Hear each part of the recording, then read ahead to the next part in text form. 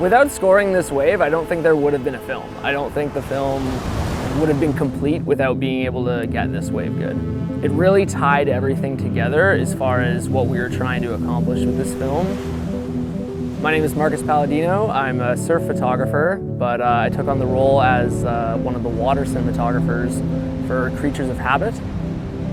This specific wave we had only really heard whispers about, and the only clips or photos that I had ever seen were just on iPhones. Maybe you could boogie board it, or maybe you could tow into it, is kind of what I heard. It doesn't really give you like a perfect entry point because it actually has like a ledge on the top of it. Once you start paddling, if you're not paddling hard enough or don't have a bigger board and you get caught on the top of that ledge, you're basically screwed. We wanted to be able to get out there and actually shoot it with, you know, quality equipment and a quality production team.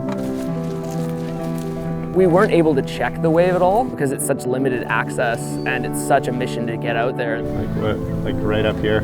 So that one wave that he showed me the video of looked like it had a lot of like potential. Yeah.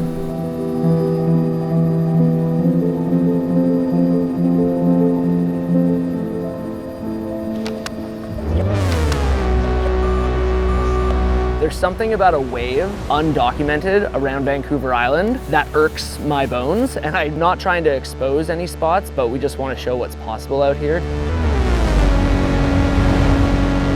We have a few slabs around the coast, but they're pretty limited as far as like what they need and who can get there and whatnot, so kind of what the beauty of Creatures of Habit is showing the same thing but different.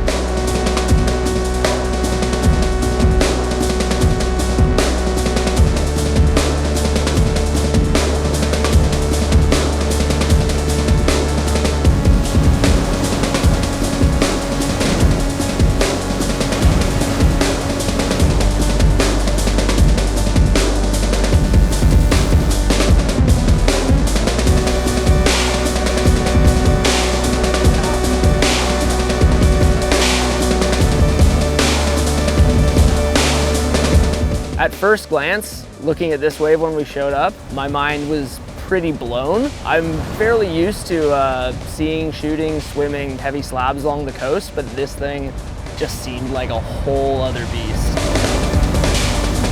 It was just so square and scary, and it was times like that I was really thankful that I wasn't the one surfing it.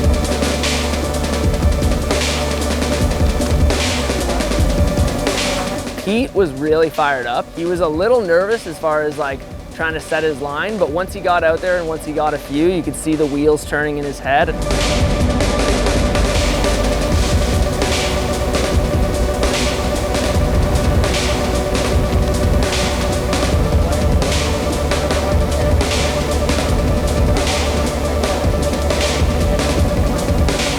So this was Mathea's first experience with this wave, and I think she was nervous, but I think she was stoked. She went over the falls on a couple big ones, but she did manage to get a couple barrels that she was stoked on. She left that session wanting more.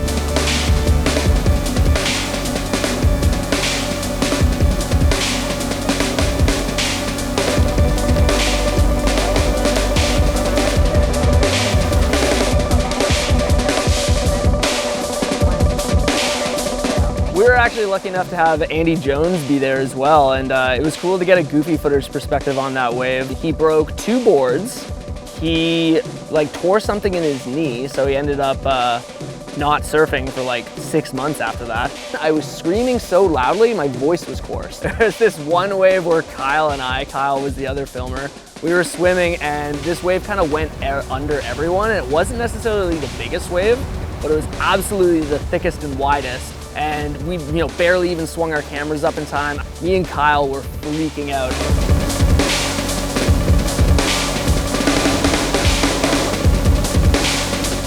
I think surfing in Canada is so special and it's so important to me. So, these surfers have these crazy lives and experiences, and we just get to have like a small little window of opportunity to be able to be a part of that. And being there for that wave, just that whole experience, I'm so grateful to have been there, and honestly, it's still probably one of the best days of my life. I have a handful of memories in my lives that I would consider the best day ever, and that was one of them for me.